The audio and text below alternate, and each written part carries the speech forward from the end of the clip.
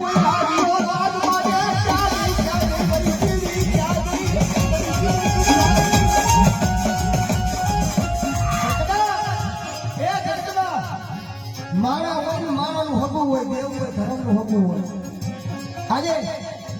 આ સારલા પૂરના મઠે આજ મારી ભગવતી મારી અમુઠી આજ મુઠી કરોકો ખવડાવો બેઠા હોય અને કદાચ મારી અમુઠનો કદાચ જો મારી રાતની દેવી વાયકજી હોય અને ભુવાઓ એ કદાચ તમારી દેવીની જો દૂર ઝાલ લઈને આવ્યો તો તમારી દેવીની કદાચ રજા લઈને આવ્યો અને કદાચ ભુવાઓ એ તમારી રાખીને લોકોની તમારી માતાની રજાઓ લઈને આવ્યો હોય ને અને જો માડવાની મારી પાસે ખમા લોકે ને તો ભુવાઓ કોકો આદિનો લૂટી તમારી દેવીને હાલી દીધો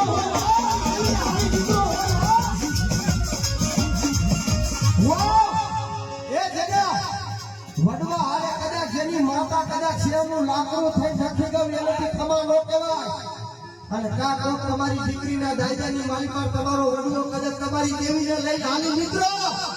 અને કા કોક વાદીઓ મોરબીના બલાર કરીને એ તમારી દેવીને કરડિયાની માલિકા લઈને હાલી મિત્રો હોય ને તો જો મારી લેવાનું નાયકની દેવી આવી કદાચ જો માડવા ખમા નો કરે તો ભુવાઓ તમારા બાળા નજર કાઢો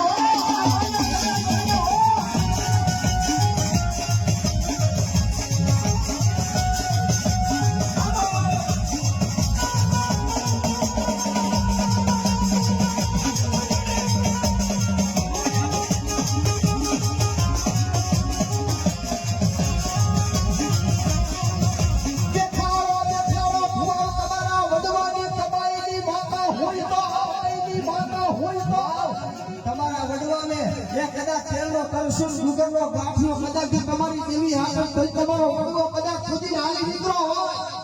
અને કદાચ એ નાકા તેલનો સીમાડે માતા મેલી આવ્યા હોય ને નથી ખમા ન કહેવાય એ તો મારી ચાઉલ મારી સિકોઈ મારી અમૂટ મારી ખોડિયાર મારી મેલડી એ જેના બાપની દેવી કદાચ જો કડા કાઢે રહેતી હોય અને જેના બાપની દેવીનો પિયારો પીતો હોય ને એ ભુવાઓ જો આ મારીનો ખમા ન દેવો એના બાળા લૂટીને રાખો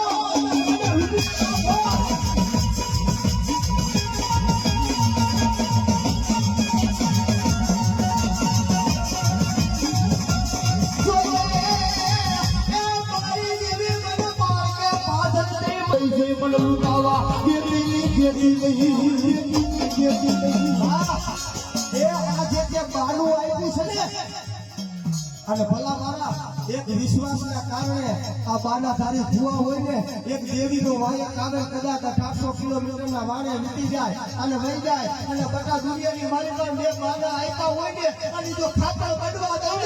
તો દુનિયાની માલિકા છોડી જાય દેવીને ભોગ લાગે દેવીને ભોગ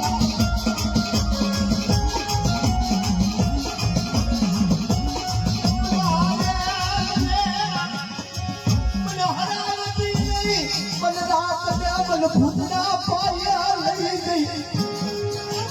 મને લૂંટાવા જેથી મરતા ભૂતની ગઈ આ તારા વિશ્વાસી પહોંચે છે અને જે વજનમાં ફરે છે પણ બટાબરી વસ્તી પાસે પણ પૂરી બીજ માંડે અને આગળ સીડીનો પોતાનો હિસાબ ન કાઢું પણ સુખી સાવ લાગે હો